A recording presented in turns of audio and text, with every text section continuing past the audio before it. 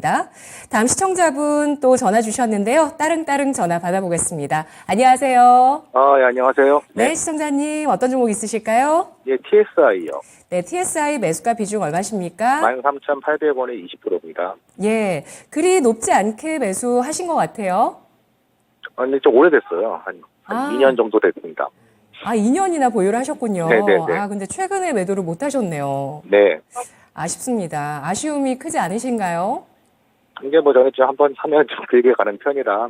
괜찮으시군요. 네네. 예, 장기 투자 스타일이십니다. TSI 저희가 어떤 점 풀어드릴까요? 일단 지금 60일선은 지키고 있는 것 같은데, 일단 네. 21선 이상 깨졌거든요. 그래서 현재 대응은 어떻게 해야 될지. 네, 알겠습니다. 61선 지지력 가능할지 확인해 보도록 하겠습니다. 김민준 전문가님. 네, 시청자님 안녕하십니까? 예, 안녕하세요. 네. 네, 2년 동안 보유 그래도 해오셨는데 잘 견디셨던 것 같습니다. 솔직히 말씀드려서. 저는 믹싱 자체가 앞으로 좀 유망하다고 보고 판단하기 때문에 좀 길게 가져가려고 하고 있는데요. 네네. 최근에 한번 올랐다가 한번 쭉 밀렸는데 어떻게 좀 계속 가져가도 될지 그게 좀 궁금해서 전화드렸습니다. 우선 TSI가 최근에 공급 계약 하신 건 알고 계시죠? 4월 네, 달에. 알고 있습니다. 매출에. 네, 그러실 것 같아요. 장기 투자를 좀 해오셨으니까 이런 전자공시지 이런 부분은 다 보셨을 것 같고 매출액 대비 한 20% 정도 했더라고요. 네. 1년 정도 했는데, 그러니까 저는 이렇게 생각합니다. 최근에 주가가 장비 종목들 올랐던 것은 뭐 장비 종목에 대한 대장주 의견은 분분하겠습니다만은 P&T 주가가 전고점을 넘어가면서 신고가 갱신하면서 후발주자들이 갔거든요. 근데 저는 2차전지 소재 파트들보다 장비 종목들이 훨씬 더 저렴하고 프리미엄을 안 받고 있다고 보는 쪽입니다. 제가 TSI 아까 좀 전자공시를 다 열어보진 않았거든요. 시간이 좀 짧아서. 근데 최근에도 공급 계약이 이어지는 게 결국은 이쪽이 이제 TSI가 믹싱 공정 쪽이지 않습니까? 그런데 그 장비 종목들을 보게 되면 유럽이라든지 뭐 북미라든지 계속 캐파 증설이 들어가고 있는데 난중에 공급 과잉의 문제는 차지하고 결국은 공장이 지어지면 장비는 들어갈 수밖에 없다. 저는 이렇게 보는 쪽이거든요. 그래서 매출액이 늘어날 수밖에 없다. 그래서 TSI도 보게 되면 소형 종목입니다. 소형 종목인데도 증권사에서 가이던스를 다 제시해 놨어요. 올해 가이던스를 보시게 되면 올해 이제 영업이익이 한 10%, 800억 정도에 80억 정도. 지금 분기죠, 1분기. 올해 전체적으로 보시게 되면 2,700억에 한 250억, 딱 한 9%. 내년에 3,000억에 310억. 계속 매출액이 올라갑니다. 작년에 지금 49억밖에 안 찍었지 않습니까? 형편 없었어요. 근데 여기를 제가 그래도 장비 종목 중에서도 나쁘게 보지 않는 이유는 일단 우리가 가장 성장주로 묶었을 때 장기 보유를 해갈 거면 외형 성장이 돼야 되는데 매출액이 꾸준히 늘어난다.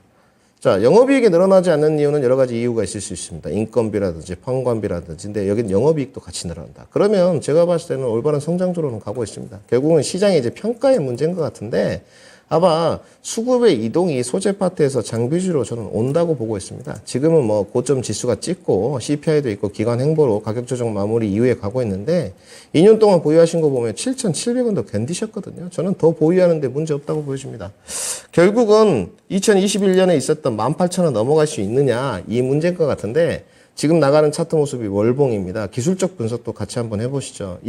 지난달에 17,000원 위로 살짝 찍었거든요. 저는 시간이 흘러가면 이 월봉, 윗꼬리, 양봉, 17,000원 다 메꾼다고 보여지는 쪽입니다. 그래서 신고가까지 2021년 찍었던 이 영역까지는 보유하셔도 저는 무방하다고 보여집니다. 장비 종목에 대한 좀 평가가 뭐 제가 절대적이지는 않지만 좀 후한 편입니다. 그래서 보유 의견 드리고 싶고요.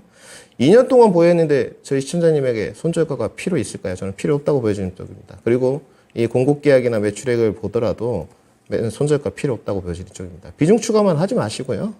요즘에 자동차나 반도체도 좀 괜찮기 때문에 20% 정도면 여력이 있는 것 같습니다. 그러다가 소재 또 눌림목 나오면 소재 쪽도 공략을 매매로 하셔야 되니까 보유하고 가시되 저는 중장기의 목표가로 설정해 드린 게 맞는 것 같습니다. 중장기 목표가로 저는 시청자님의 스탠스에 맞춰서 18,000원 제시도록 하겠습니다.